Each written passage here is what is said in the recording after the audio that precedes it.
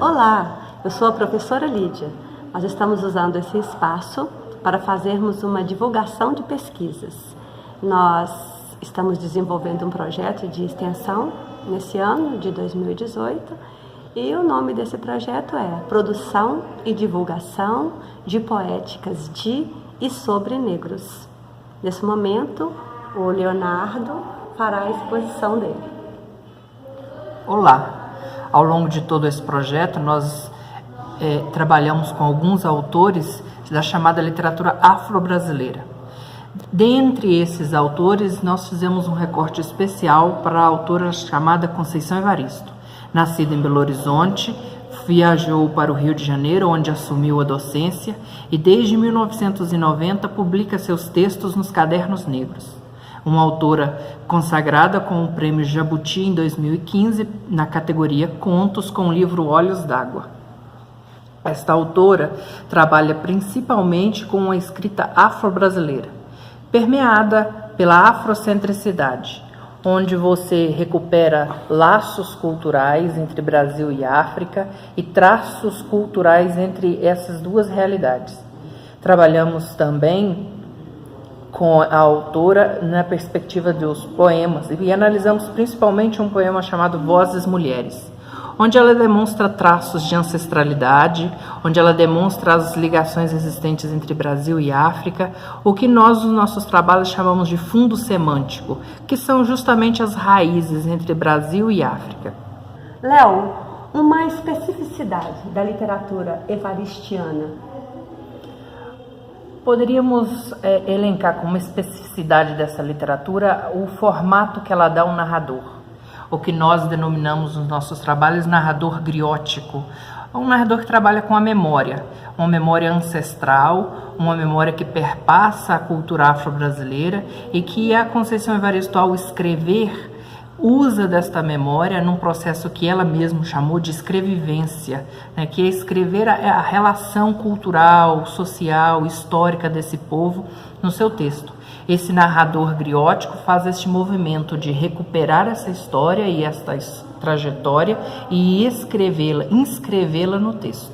Nos fale sobre pelo menos um teórico ou dois teóricos que viabilizaram para você a entrada no universo literário evaristiano. Poderíamos elencar dois autores, Amadou Hampâté-Bâ, com um texto teórico, né? Poderíamos citar dois textos, um teórico e um literário. O texto teórico se chama A Tradição Viva, onde ele argumenta sobre todo o processo de tradição, como eram os costumes de povos africanos. E o livro teórico, a obra teórica, Anculê, o Menino Fula. Também um outro autor que nós poderíamos elencar é Fábio Leite, que ele trabalha com um conceito que na realidade não é um único conceito, mas é um aglomerado de conceitos que ele denomina comumente como valores civilizatórios, que são as constantes socioculturais que perpassam a cultura afro-brasileira, tanto cultura afro-brasileira extraliterária e a cultura afro-brasileira mimetizada pelo texto literário evaristiano.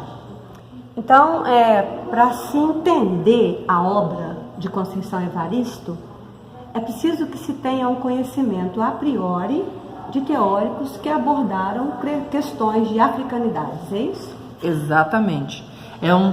Você precisa antes, usando assim, uma expressão, limpar o olhar, para conseguir perceber o que o texto lhe diz durante a sua leitura, porque senão corremos o risco de fazer uma leitura distraída, né, sem os elementos necessários para bem compreender o que o texto literário quer comunicar, e perdemos alguns elementos centrais do texto evaristiano.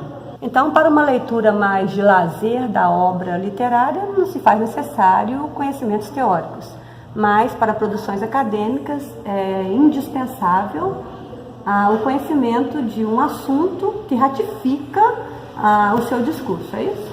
Exatamente. Para uma leitura mais de lazer, Também recomendo esta autora, a Conceição Evaristo. É uma leitura poética, uma leitura que te encanta, que faz com que você se apaixone por ela. Então é também recomendado, mas por um processo de estudo do texto literário, uma produção de uma teoria da literatura a partir do texto evaristiano. Então sim, é necessário você estar ratificado num conjunto de autores que lhe abra os olhos e lhe permita dialogar, né, com outras pessoas que fizeram investigações próximas, que trazem elementos que permita você analisar adequadamente esse texto. Léo, então, de que maneira o projeto de pesquisa, produção e divulgação de poéticas de e sobre negros contribuiu para o seu crescimento cultural? Esse projeto, a participação nele, e aí esse projeto ele vem também de outros projetos coordenados pela professora, nesse diálogo com esses projetos, ele permite a abertura para o novo, para algo que até então era desconhecido, era distante da minha realidade, né? E com isso, com a participação no projeto, com as leituras encaminhadas, com as reuniões e com as orientações que foram sendo feitas, houve essa abertura para o novo, que é próprio da ciência, né? Essa dialogicidade daquilo que você já sabe, daquilo que você já conhece com o novo. E a partir daí constrói-se conhecimento. Então, a gente termina aqui e até uma próxima divulgação.